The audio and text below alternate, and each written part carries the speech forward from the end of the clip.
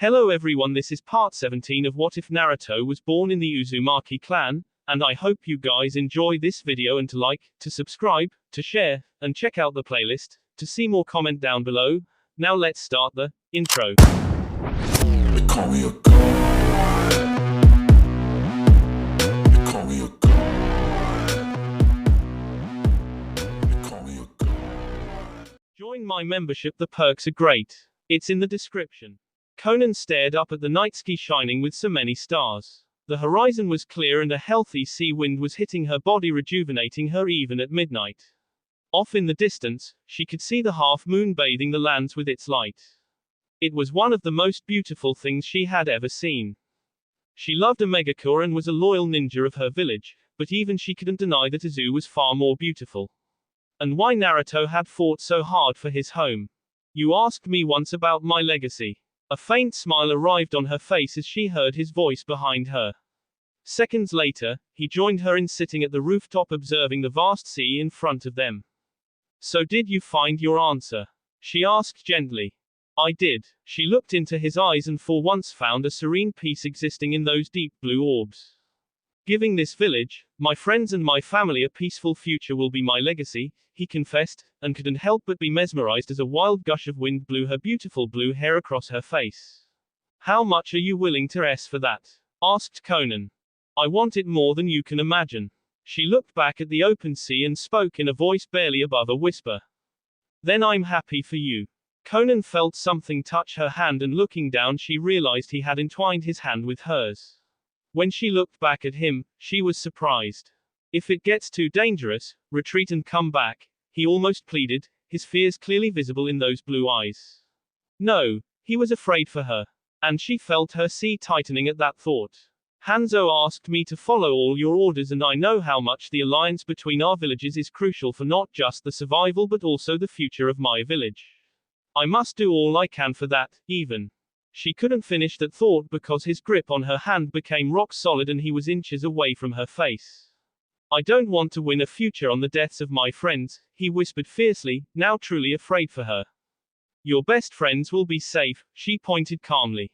I want all my friends to live and be happy. Including you, Conan. She couldn't help but look at this redhead boy who was making her feel things she had never felt before. Yet, emotions for a ninja were dangerous, especially in times of war. You don't truly know me, she protested, but he smiled. Then I'd like to know you. She smiled amusedly even as she laid her forehead against his and gently touched his cheek. He leaned into her touch as she silently caressed his skin. You know nothing, Naruto Uzumaki. Conan saw him grinning and couldn't stop herself from doing the same. Would you like to do something? He asked, and she didn't fail to notice his hope in his voice. I have to be ready for tomorrow. Please. The rational part of her mind knew she had to rest and knew he was making those puppy dog eyes to make her do what he wanted. She had met many men in her life, some good and some bad, few even horrible. She could not even remember the dozens of men who wanted to be with her just so that they could get in her pants. At first, she had thought the same of him with his alike attitude. But now she knew it was a mask to protect himself. She had seen how dearly he loved Nagato and Akeno, how despite his original disdain he had helped change Yahiko to become a better ninja, how he had befriended Kyusuke and Daibatsu on her insistence. They were all but small acts, yet it showed her quite a lot about him. And that there was more to him than a cold bee. These feelings had only been multiplied when she helped him win Izu and saw the true extent of how he had been scorned all his life. How alone he had been until meeting Nagato and Akeno. Yet he never gave up. This boy kept on fighting against all the odds and did his duty towards his village and his clan. He remained loyal to them no matter what came his way, and she couldn't help but admire him for that. It made her slightly regret not getting to know him better before. She couldn't help but be a little jealous of Akeno and Nagato for they had shared a long journey with him. A journey she now wanted to be a part of, for this man intrigued her by evoking feelings she had never felt before. So, for once she did what her heart wanted and said. Yes. Conan curiously watched him take his boots off and seal them in a scroll. With a childlike smile, he turned towards her expectantly. Well, he asked impatiently. I'm not taking off my sandals, she refused, making him pout a little. Just trust me. She sighed and took off her sandals knowing he would not give up. Conan laughed when he took her sandals from her hands and gave her a small bow and sealed them into the scroll he had placed his boots in. He then placed the sealing scroll in one of the pouches on his pants. It was cold and she felt the skin of her feet shiver a little. In her haste to reach Am, she had forgotten to pack her winter clothing, not expecting to stay here for so long. And the village didn't have enough supplies for its own people, much less for a foreign Kanoiki like her. She felt warm again when he draped his winter cloak on her shoulders. When she glanced at him, he just shrugged and said he was used to this weather and didn't need it. After making sure she was properly wearing the cloak, he gently took her hand and she found it to be quite warm and soft. They both walked in silence towards the shores of the beach. She felt a strange sensation when her bare feet touched the sand. It was warm, soft, and she felt her feet muscles relaxing. "Thank you," she said, now understanding why he had asked her to take off those sandals. "I aim to please," he teased, as she rolled her eyes at that remark. They walked across the seashore and she leaned closer towards him as he placed her hands around her waist. She did the same for him, which made him smile, but he tried his best to hide it. "Your village is quite beautiful," she praised, and if possible his smile broadened. "You haven't seen a zoo in its true glory. Given a year or two, I will raise it back to the beauty it was," he promised, and there was an unending determination in those eyes of his. "Somehow I find myself believing it can be done now that a zoo has you for their leader," she commented, which made him blush lightly. "I'm just doing my job." She couldn't help but shake her head tiredly at his modesty. For someone so talented, he sure had issues in accepting he was a good leader or when people praised him. And she knew it was due to his past. Now that they were all alone, she asked him what was on her mind these past few days. "How are you holding up?" questioned Conan worriedly. For a moment she thought he would lie and said he was fine. But his shoulders sagged tiredly, which made his head lean towards her shoulder. "It's crazy. Don't get me wrong, I'm glad we managed to save Azu and my people. But I never wanted to be the Azukage. It's tearing me apart. Honestly, I feel like I have to act like two different people now." "It's hard," he admitted, frustration evident in his face. "Being a leader is not easy. Even so, do your people have a better alternative than you at the moment?" she asked patiently. "Not right now." "Then that settles it. You have to be there for your people. If it means being the leader they want, then become one. They need you now that they are surrounded by many enemies," she advised. He sighed. "I know. But I don't know if my decisions are right or wrong." Conan blinked and saw for the first time something that most people, including her, had missed before. He was too young and inexperienced. Leading a group of survivors was one thing, leading a band like the Akatsuki was another. But running an entire village was a completely different challenge. One which he had never faced before, nor did he have any of his former cages to guide him on the subject. He was doing things blindly, hoping they turned out to be the best. For a moment, she began to doubt her decision to make him the Azukage. But then she also remembered the remaining Uzumaki leaders. Lady Toka was a scared woman who wanted to isolate her nation, hoping the world and their enemies would forget about them. And Lord Arima, while a better leader, was neither willing to accept the leadership. Even if he was, the other houses would fight him, fearing he would favor his own house over theirs. Naruto was not a part of any noble house, he was just a commoner, a bastard with no ties to any influential individual and someone who could make decisions freely. On the battlefield, he was a formidable warrior and a master tactician. But as Azukage, he was a nervous boy who hid his fears well, but they existed nonetheless. "Then trust us, your friends. We will not let you fall," she promised, knowing how dangerous an indecisive leader could be for the people. Then was my decision to let Kushina stay the right one. She had hoped he would not ask her this, but now it couldn't be avoided. His mother was a sensitive topic, and from what she had seen, he wanted to get close to that woman, but also wary of where Kushina's true allegiances lay. Konoha will come to take her back, that is for sure. But if she wants to stay in a zoo, then you have to let her be, warned Conan. My father said the same thing. She didn't miss his regret as he mentioned his father. There was a faint hope in his eyes for things to have turned out differently, yet letting Minato go was the right decision. Even so, it wouldn't change the fact that he felt somewhat responsible for not stopping Minato from walking towards his death. "What did Minato say to you?" She asked curiously. He knew I could never fully forgive Konoha, so he asked me to punish only those responsible for my people's suffering. He was adamant in promising the Hokage had not intentionally betrayed us, that I should at least give Hiruzen a chance to explain. Yet in the end he said that regardless of my decision, he would love me forever. A small tear fell from his eyes as he looked away from her. She gripped his hand tightly and offered as much support she could as he recomposed himself. Even with all your resources you cannot fight a two-front war with both Kumo and Konoha, said Conan honestly, earning a small nod from him. I know. That is why I must win Kumo as soon as possible, he said seriously. I won't fail you, she promised, making him smile at her. I know you won't. They continued walking in silence for a while and Conan was happy she accepted his request to come here. It was oddly relaxing and made her forget about the big campaign she was in charge of. Say, when you get your revenge and make your enemies pay, what then? Where do you see yourself in the future after this revolution of yours? She asked curiously, and saw a faraway look present in those blue eyes. I'll return home. Somehow, she had not expected such an answer and he saw that. What? Nothing. I just thought you wanted to rule over other nations by conquering them. Like an empire. Or something else, said Conan curiously, but he shook his head with a smile. No such thing for me. I don't want to rule anyone, all I want is a transparent world at best. I'm attacking the great nations not just because they have hurt my people but also because they stand in the way of progress. They terrorize other smaller nations and it has to stop. I'm trying to create a world where all nations are interconnected through trade, diplomacy and cultures. Wars may and will always happen, but I am trying to reduce the scale and occurrence. Today almost each nation is isolated, which hampers development greatly, especially in cases of smaller nations like Azu and Am.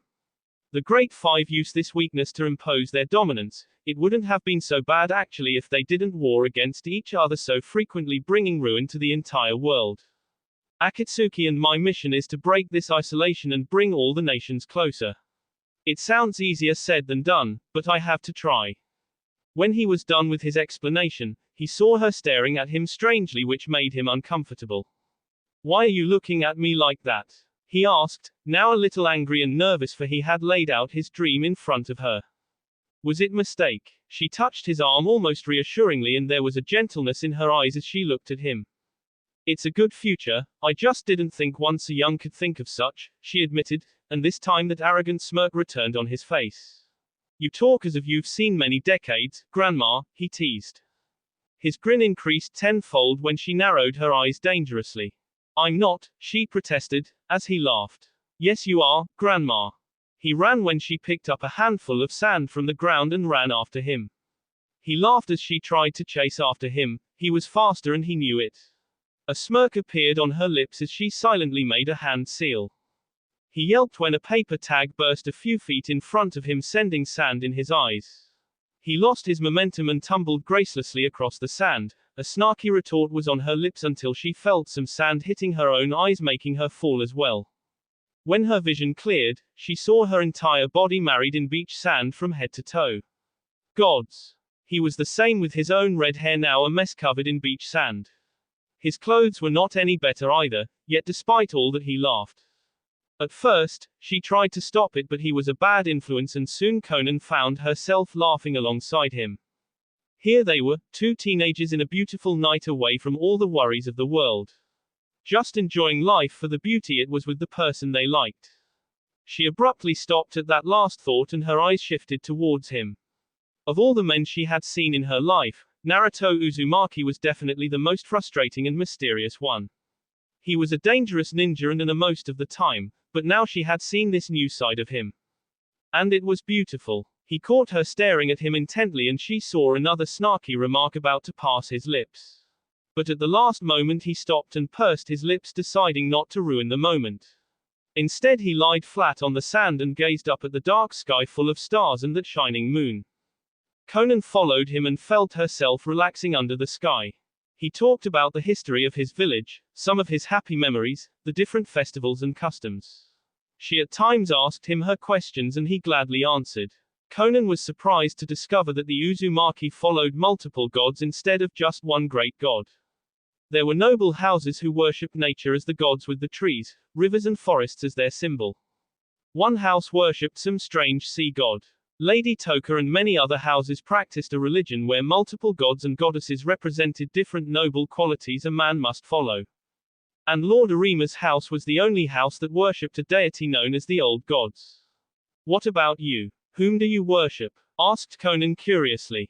Everyone. I'm not too fanatic over which god is the true one. All I believe is that there is something out there greater than me, so I gave this unknown Ani some acknowledgement.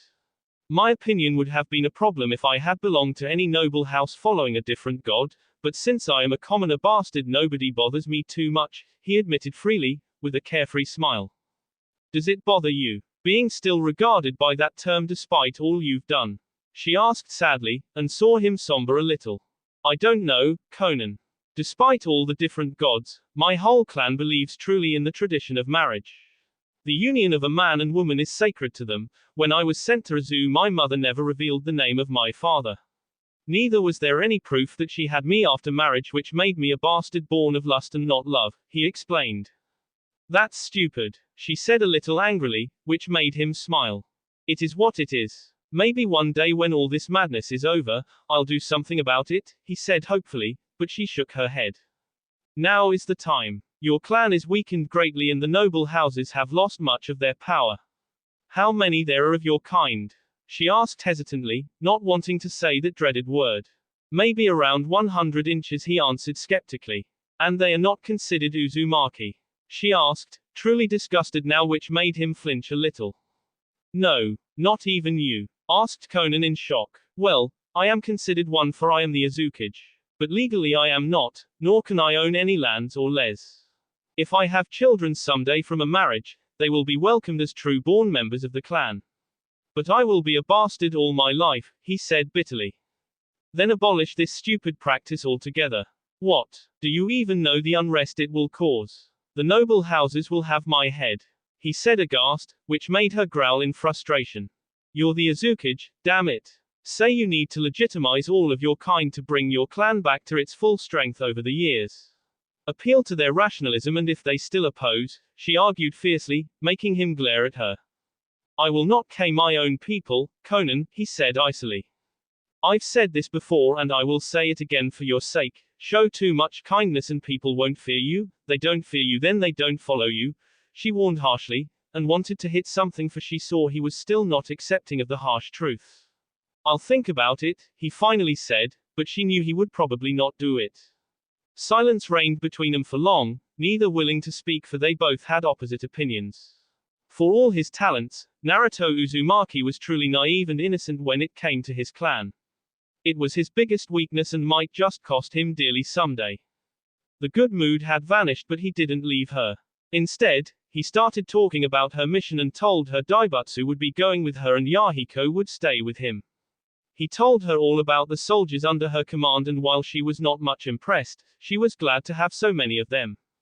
One thing which she protested was the presence of almost all the Jashinist cult members that he wanted to send with her. She made clear that those monsters who had killed her people had no place under her command.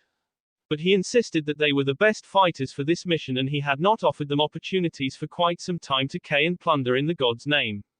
To keep them in line and loyal, he had to give them this mission. She relented finally, but not before making him agree not to let Hidden come with her. That crazy bastard would stay with him, for Conan would not suffer Hidden, for he was the worst of the entire cult. Conan was actually surprised to hear Naruto had decided to give her nearly 2,000 barrels of hellfire liquid. It could wreak havoc if not handled carefully, and he warned her to be extremely careful in its use. They talked about naval warfare and siege tactics, and he again surprised her with his knowledge, which was far greater and craftier than hers. He suggested her many different tactics, but also advised her to use her own instincts on the battlefield. When asked how he knew so much, he simply said Lord Third had trained him in ways of war all his life. Then it would seem I am a better politician than you. And you the better warlord, she joked, which made him finally smile after the previous tension. Can't argue against that, my lady, he said with a laugh, making her smile as well. You plan to invade Kumo from land while they chase after me? She asked. Yes, by the time they realized their mistake it would all be over, he promised, a hint of be evident in his eyes. I hope so. Because you're late, then she said frankly, as he grasped her hand. I won't let that happen. I promise. She smiled at his innocence. Don't make promises you can't keep. Naruto Uzumaki. Konoha. Hiruzen briskly walked into the bowels of Danzo's base. It was midnight when he received the important summons of a development that could drastically derail his plans for peace. Is the prisoner alive? Asked Hiruzen to his loyal Anbu, Owl. Yes, Hokage-sama. On patrol, Fugaku Uchiha and his clansmen caught an intruder trying to enter our village. He had no markings or insignia, but Danzo-sama discovered him to be an Uzumaki after Fugaku questioned him with the Sharingan, reported Owl.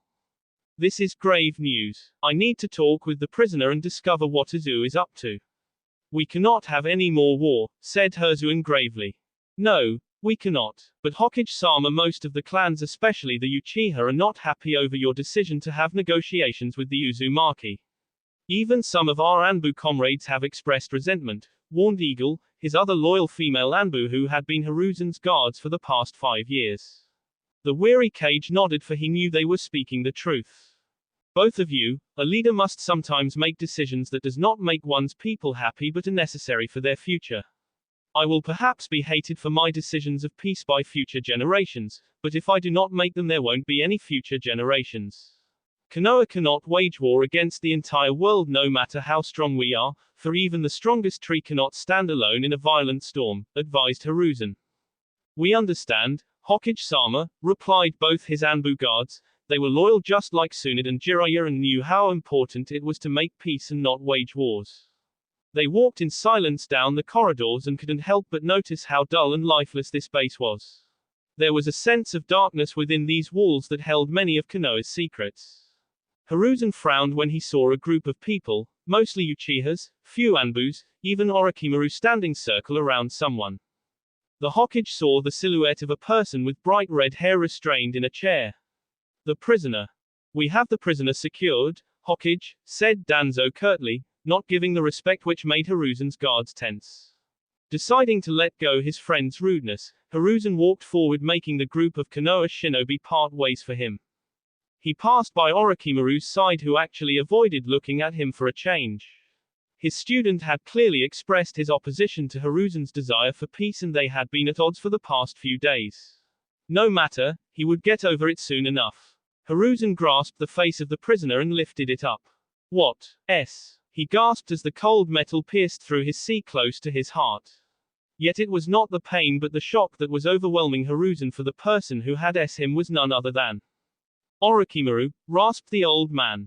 His two Anbus unleashed their swords but were down courtesy of Danzo's blade. Hiruzen spat from his mouth and saw the liquid was red mixed with white. A poisoned sword. For Konoha, said Orochimaru flatly, as he wrenched his blade free from Hiruzen's B. Two Anbus stepped forward with both wearing the faceless masks of Root.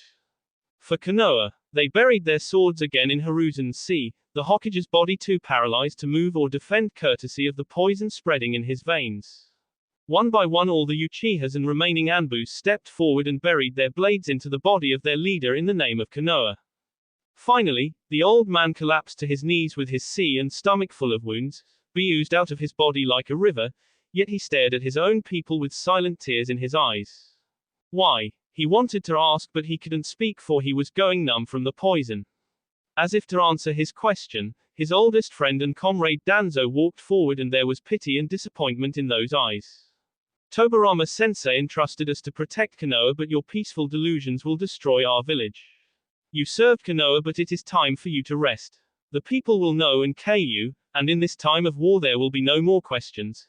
Gracefully knowing that we shall destroy Konoha's enemies once and for all, revealed Danzo coldly, no hint of emotion now visible in his old eyes.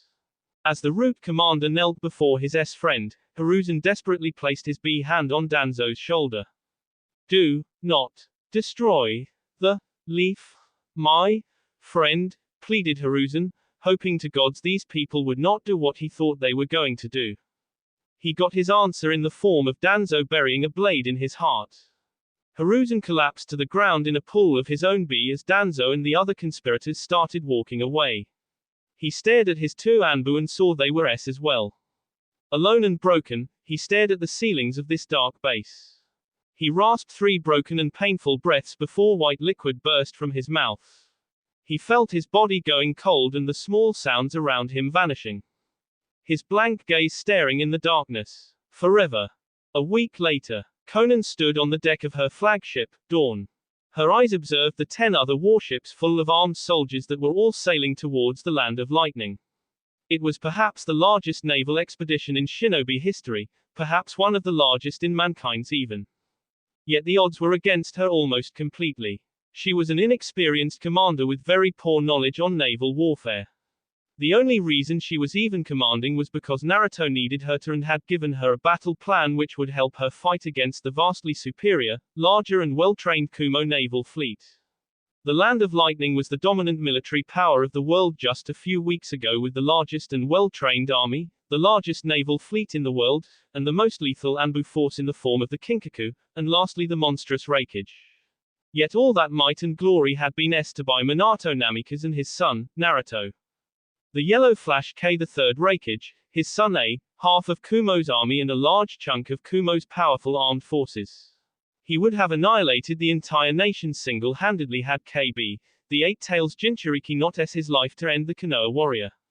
Many across the world now regarded the event as Konoha's justice towards Kumo for the Nadaime Hokage and attacking Azu. The truth was far from that, but nobody except a handful few knew that. Minato's son had also played his part by liberating Azu from Kumo's clutches and MA-1000 Kumo shinobi, including the 2 Tails Jinchuriki, Yugito ni. With its leadership shattered, Army half K, and its Jinchuriki S, the Land of Lightning was ripe for an invasion. It was karmic justice that Azu decided to seize the opportunity first. However, Conan knew between her and total victory stood the Kumo naval fleet which were rumored to have 100 ships and 2,000 experienced sailors. Naruto had destroyed 24 ships in the battle for Azu, yet that still left nearly 70 warships and more than 1,000 sailors as Conan's opponent. She had soldiers fit for land warfare, not naval ones like Kumo had. If she was to destroy those 5 important cities she had to crush the Kumo naval fleet first, which was a monumental task. "What's on your mind?" asked a heavy voice. She smiled on seeing her teammate Daibatsu arriving beside her. Seeing someone she trusted here in this crucial time gave her hope. While Naruto had given her supreme command and ordered her to lead their small navy, he had made Daibatsu the commander of their army and in charge of their mission on lands. He would be the one leading the soldiers into battle while Conan maintained overall command. Although the Azukage had given Conan the freedom to make decisions she thought best. It was a sound strategy for Daibatsu was a fierce warrior. He was young but strong as a bear. The Akatsuki soldiers which made the bulk of their army were willing to follow him. But the cult members, as few as they were, had clearly told her they would kill and plunder in the god's name. Conan had to accept their hideous demand, for she had to score victories and not maintain control over those monsters. If they in their folly, Naruto had told her he didn't care. But not one of them was to be captured alive, and in event that such a possibility seemed happening, Conan was ordered to kill them with hellfire. So many challenges and so little time. "I don't know if I can pull this off, Daibatsu," she confessed, showing her fears to her only friend in this entire army. Her large friend and fellow ninja remained silent for a while, staring out at the sea. The gods had been kind to them, for so far they had not experienced any major storms, which was a small blessing. "We have no information of our enemy or where they are exactly. Before attacking we must gather intel or we'll fall into a trap," he advised, earning a nod from her. "I thought the same. But we don't have much time, nor can we stay out in this sea for long," she pointed. "You don't have to worry about that." The 2 ninjas saw the Akatsuki army representative walk towards them. He was pretty average looking with a short sword on his back. There was nothing threatening about him, but the look in his eyes showed he knew much more than either Conan or Daibatsu did. "Explain yourself," commanded Conan. She could not have miscommunication within her forces. That was one of the biggest mistakes that had defeated the greatest armies of history. The man who called himself Mika almost smiled. He beckoned them to follow him, which Conan and Daibatsu reluctantly did. They trio walked into the small war room which only the flagship had for strategy formulation. There Mika placed his finger on the land of lightning. My fellow Akatsuki spies have infiltrated our targeted cities. By now they are ready to sabotage the city defenses from within, revealed Mika calmly. How do you know this? Asked Daibatsu skeptically. I know. That was all Mika said as an explanation and stared at them silently. Conan wanted to berate him for he was looking at her as if she was a silly child who had been given a toy to play by the true master. But she remembered these were Naruto's men, his Akatsuki soldiers, people whom she didn't know or understand their reasons for supporting Naruto in his wars. For all she knew they could be mercenaries, and that kind should never be trusted for they would sell their own mothers for the highest bidder. However, she also didn't know the true extent of Akatsuki's power or its intelligence network. Naruto had been quite secretive in matters of his mysterious group of criminals and these mercenaries, just how powerful was he truly? Not even his best friends knew, nor did Yahiko know fully despite being a member of the organization. Of course, Yahiko denied any knowledge on this matter but Conan had a feeling her fellow ninja had developed a deeper loyalty for Naruto. Especially after they successfully carried out that famed ambush against Konoha. Yahiko had transformed into a man from a nervous boy after that. A warrior willing to do what was necessary for the sake of his nation, his friends and peace. There were too many cards being played in darkness, all by Naruto's hands. Granted it kept the prospect of betrayal limited and their enemies unaware of their plans. But it also left allies like her and Daibatsu in the dark, if the enemy managed to strike Naruto directly. Conan shivered, for with Naruto's fall their entire cause could be defeated. The war lost. And it would spell disaster not just for Izu, or the Akatsuki, or for the future peace Naruto was fighting for, but also for Am of whom Naruto was a staunch ally. No, she had to achieve victory for him and not fail. If that meant trusting these mercenaries, so be it. One thing she had observed about them during her brief stay in Am was the fact that they almost worshipped Naruto and followed all his commands. Unfortunately he had given these mercenaries the command to follow her orders without question. Hopefully they would comply or this campaign was doomed.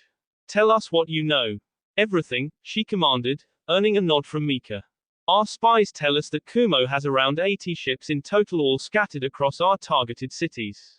Each of these cities may have almost 20 ships with all of them manned and ready for attack.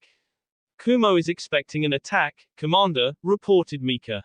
That is troubling, commented Daibatsu, but Mika smiled again. They have divided their forces and while they still outnumber us, they don't know where we can attack. When we strike, our spies have orders to shut down all communications so that our other target cities don't know about the invasion. Some of our spies are also in position to help our army land on the shore, they can even try to destroy the Kumo ships before the enemy even realizes, said Mika almost childishly, as if this was all some silly game. Daibatsu frowned but kept his silence as he always had. Is there anything else? Asked Conan finally. We will follow your command because leader Sama has asked us to. We will obey, reassured Mika, and this time Conan felt he might just be telling the truth. Or he could be lying. But for now that should be enough. She ordered him to leave the room and when he went out she stared at the map alongside her friend. She hesitated, not knowing which of the ideas forming in her mind was the right one. Out with it, said Daibatsu flatly, making her flinch. He was never one for hesitance after all. I am not fit to be commander. Not of such a large force or such a large army, if I fail, said Conan worriedly. Daibatsu gave her a small smile.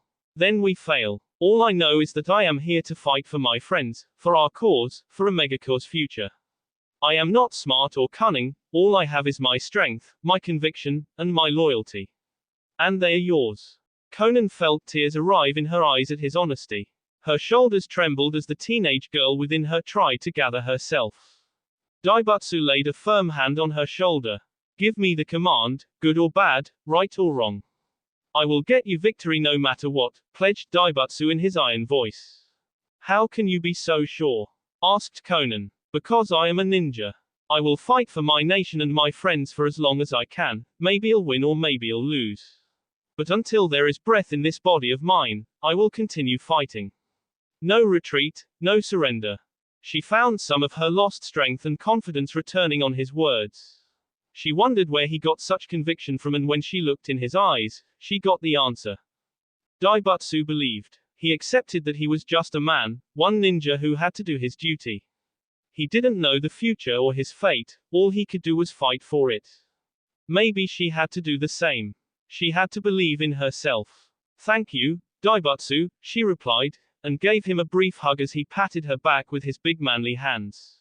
Such a bear. I'll go see the men. And then he walked away silently without another word. Conan suddenly felt grateful for Naruto to have sent Daibatsu along with her. He could have sent Yahiko, but it was as if Naruto understood that she would need the iron strength of Daibatsu and not the fierce passion of Yahiko. Naruto understood the value of people and knew where they could be sent to show the true potential. He had trusted her, and it was time she trusted herself. If not for her sake, then at least for the sake of her friends. With that thought, she got to work by grabbing a nearby piece of paper. Next day, Daibatsu stared at the retreating form of Conan's flagship, Dawn. He could see her standing on the edge watching him sail away to carry out his mission. Smiling, he waved his hand at her and she waved back. For the next few hours he, along with a small force of 100 soldiers, now sailed towards Kobe. He had to admit he had never expected Conan to take such a bold strategy, but if it succeeded then it could take their enemy by complete surprise. So, here he was leading a small force of soldiers and maybe 24 Jashinist cult members who were for a fight. Reigning in these men was difficult, but he had already warned them that disobeying his orders would earn him the wrath of Naruto, who was his friend. Daibatsu had never seen the mad cultists are afraid after hearing that. Whatever they were, their fear ran deeper than their loyalty for Naruto, whom they called the Dark Lord. They had promised to obey but demanded to indiscriminately in the Dark Lord's name. Daibatsu himself had many a men, the memory of that Iwa ambush staged by Domino Squad still ripe in his heart. The things he had done that night still haunted him. Kumo might be an enemy, but Daibatsu still had his honor as a warrior left within him. Listen up, you fools. You do what I say, when I say, and exactly as I say. We have our spies waiting for us at the docks. They have been instructed to cause a distraction at midnight. That is when we strike, with our main objective to burn down all Kumo naval ships at the harbor. Understood? Asked Daibatsu sternly. How much resistance should we expect? Asked a nameless soldier, from a nearby boat. We have intel that majority of Kumo's sailors visit the bars and brothels in the city at night. They are not far from the harbor, but it still leaves only a skeleton force of 50 or less. We will kill them all, ordered Daibatsu, earning a cheer from the cult members. They were truly insane.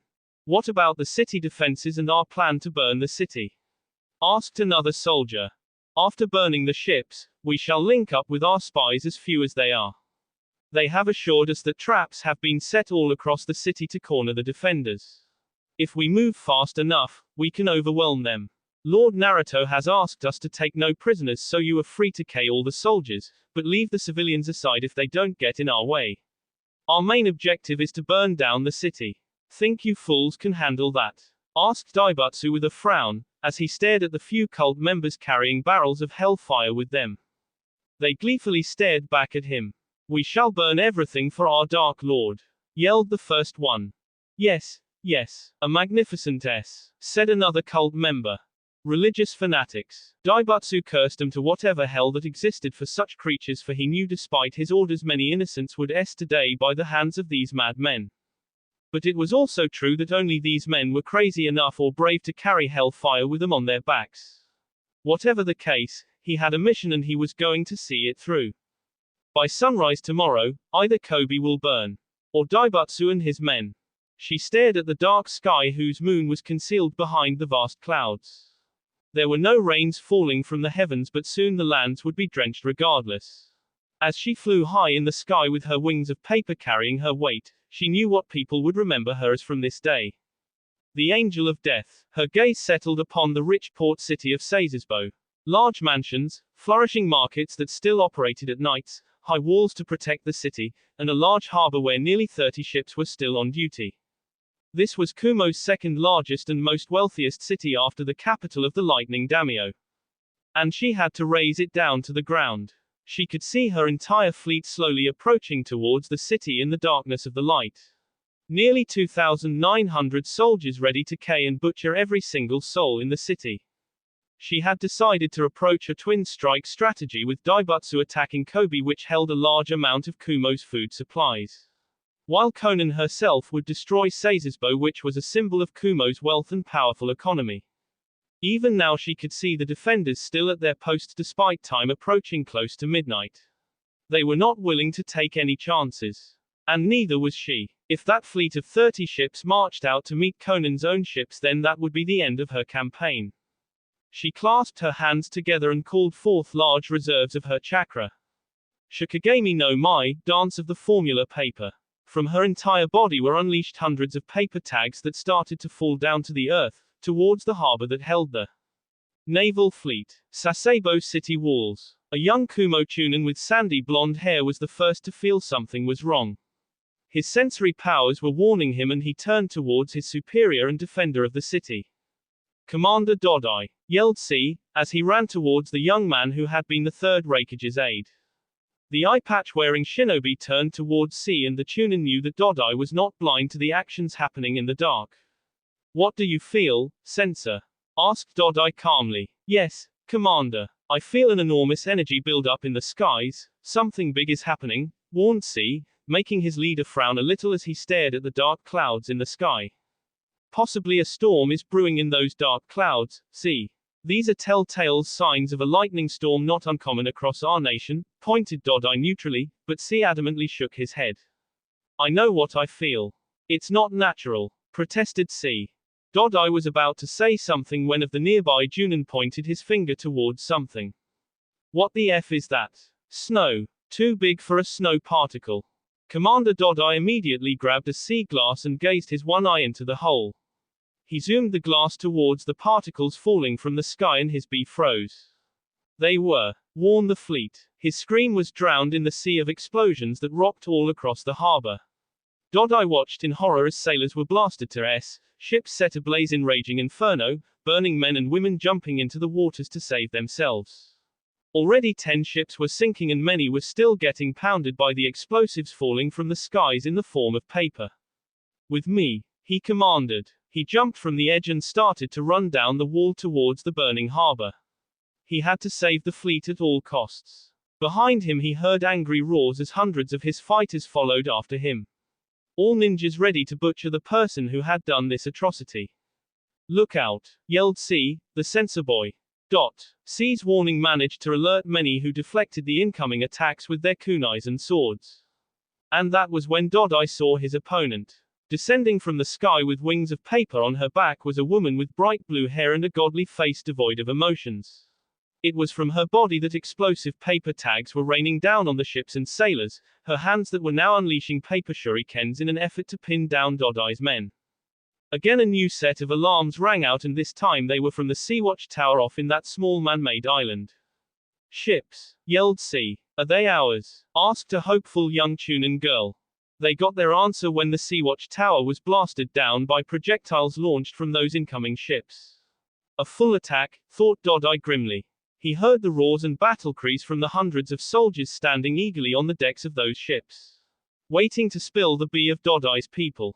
C. Report back to headquarters and get my second in command to take charge of the city's defenses, commanded Dodai. What about you, Commander? Asked the young boy in alarm. Dodai grimly stared at the approaching enemy army and that dangerous woman butchering the ships and sailors. I cannot leave those men out there to be butchered.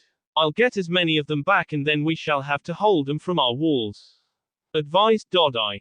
But the fleet is We don't have the time to save the ships, now go. C offered a quick salute and soon retreated behind the walls with another dozen warriors. Dodai commanded the wall defenders towards that woman, and soon enough she was being bombarded by explosive arrows and kunai. K her, yelled Dodai. The winged angel directly stared at Dodai, and for a moment he thought she would attack. But she proved her tact by retreating away from the range of attacks, leaving behind half the Kumo fleet destroyed. The rest of the ships were a mess with sailors injured or hulls damaged, but the worst thing was that every remaining ship that was not destroyed had their sails torn, making them sitting ducks in the water. The enemy ships were now less than a kilometer away from the harbor, and there were still hundreds of Dodai's people trapped there. He couldn't leave them to be butchered. Help the wounded, now. His men moved to carry out his orders as Dodai ran forward with his hands already moving through hand seals. When he reached the shore, he s his hands on the water. Yoten, Gomuheiki, lava release, rubber wall. The seawater in front of Dodai evaporated as hot lava spilled out of his mouth. Seconds later, the growing lava mass gelled together in the form of a rising wall that rose higher and higher until it stood as a firm defense against the approaching ships. He watched his soldiers working furiously to get the wounded back behind the walls of the city, leaving behind hundreds for whom they could do nothing. He doubted this would stop his enemy, but it would halt their landing for a time which was required for Dodai to reorganize the city for a siege. Kobe. In deep water of the sea were the silent moving forms of 100+ soldiers. In the cover of darkness they moved towards the shore, having ditched the boats behind to launch a stealth strike. Daibatsu saw some commotion occurring on the docks, perhaps some fight between people that was attracting the attention of the guards. The spies were in action. He signaled his forces and watched them move towards the scattered enemy ships, the darkness hiding their forms easily in the sea water. Daibatsu had his doubts regarding the strength of his men in open battle. Would they be of much use? His breath stopped when he saw one of the Akatsuki soldiers smile at him before literally merging inside the wooden hull of a nearby ship. What the hell? Thought Daibatsu in shock. Just what were these people? One by one he watched the rest of the Akatsuki soldiers doing the same thing as they stealthily entered all other ships. Only the cult members and Daibatsu stayed behind for now. The shinobi pressed his hearing and faintly heard soft and faint cries of sailors across the ships. He tensely waited, praying to the gods not to get discovered. His eyes widened when a Kumo sailor from a nearby ship walked across the deck and directly looked at him. Daibatsu was about to attack when the Kumo sailor changed his form back to the Akatsuki soldier who had smiled at him. Across all other ships spread around the harbor, Daibatsu watched of sailors being thrown in the water quickly. One by one from all ships he saw Kumo sailors emerge, only for all of them to wave at him secretly.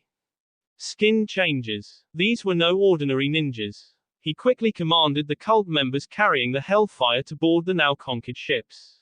Daibatsu himself was helped to climb aboard by a Kumo Akatsuki. When Daibatsu touched him, he was sure the transformation performed by the man would be disrupted, but instead the Kumo sailor smiled at him with an arrogant smile. "What are your orders, Commander?" asked the Kumo, or Daibatsu's own soldier. Daibatsu looked across the ships to see his men wearing the faces and of Kumo sailors waiting for his orders. He tried to keep his shock or his horror in check. They were all true, eh? "What is this?" asked Daibatsu quickly, looking at the Kumo sailor who smiled at his question. "We can infiltrate almost anywhere.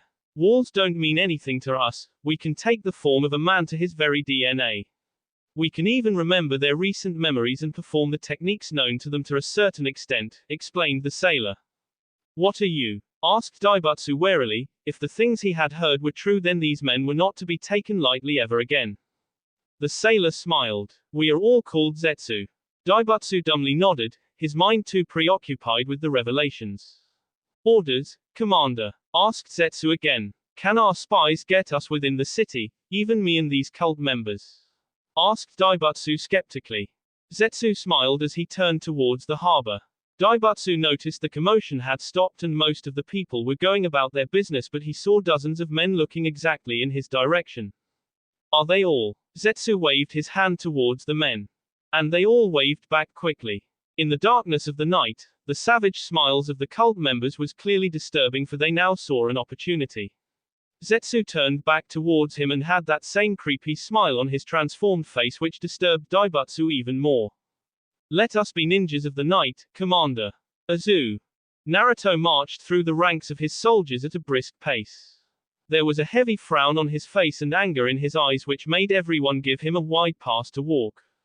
Lord Arima and Yahiko walked by his sides, and they were not happy either. They were all supposed to begin their march towards Kumo, and for the past week all the preparations had been made accordingly. But now a complication had arose. To begin with, Naruto had not been in a happy mood these past few days. It might be due to the fact that his mother was yet to talk to him after he presented his intentions. Sure, they lived under the same roof, but Kushina was still in a dilemma, and so he had left her alone. His frustration was also due to the slow pace of gathering supplies and logistics for his campaign against Kumo. Lord Arima and Yahiko were doing their best, but the other noble houses were not very openly cooperative in providing their wealth and hidden supplies for war. In the end, only through numerous threats and persuasion had they been made to fall in line. And it had wasted a lot of time. Yahiko too was not happy like his redhead friend. For every moment they wasted here, Conan and Daibutsu were in more danger. And they both didn't like that. We should kill them, Lord Fourth, said Arima bitterly, earning a sharp glare from his leader. They come under a peace banner, my lord. And one of them is of RB, reminded Naruto. Distant relative. Tsunade Senju is only Lady Mito's granddaughter, and have you forgotten how they butchered our people when they only wanted aid? Asked Arima. We don't kill the messengers, my lord. Certainly not our own kin, no matter how distantly related, said Naruto flatly. Would Konoha have treated your people the same way, Naruto? Asked Yahiko hesitantly. Naruto flinched but soon regained his composure and looked at both of his supporters. That is a difference between us and them. I intend to keep that difference, am I clear? He demanded fiercely. Arima nodded reluctantly and Yahiko did the same even if they didn't agree. They resumed their march and soon came towards the small command center where Naruto's wolf was growling against two shinobi. One of them was a tall man with long white hair in an unruly hairstyle. He was wearing a Junin flak jacket but carried no sword or heavy weapons. His eyes widened when he saw Naruto's approaching form. His companion nearly took Yahiko's breath away. She was a beautiful woman with glowing blonde hair tied in a single ponytail, her skin extremely fair, her angular face. The Uzukage approached towards them and laid a hand on his wolf, making him back off and stand by his side, which only seemed to surprise the Konoha ninjas. I am Naruto Uzumaki, the fourth Uzukage. From the corner of his eye, he saw the other Konoha ninja still staring at Naruto, earning a small smack on the head from his partner. Naruto's frown was replaced by an amused smile as he watched the Konoha man nurse the lump on his head. But he too bowed before him even if his heart was not in that gesture. Then the woman formally introduced herself with a smile that was strangely warm and affectionate. I am Tsunade Senju, granddaughter of Hashirama Senju, student of Hiruzen Sarutobi III. I am Jiraiya, student of Hiruzen Sarutobi III, teacher of Minato Namikaze. If Naruto was surprised by their revelation, he hid it well behind his stoic expression. Instead, he asked them why they were here, and it was Tsunade who chose to answer with a smile that made him uncomfortable, for it was too genuine, as if she was truly happy to meet him despite their villages now being sworn enemies. For peace. That will be all for this video. Be sure to like, subscribe, share, and comment down below for more videos. Goodbye.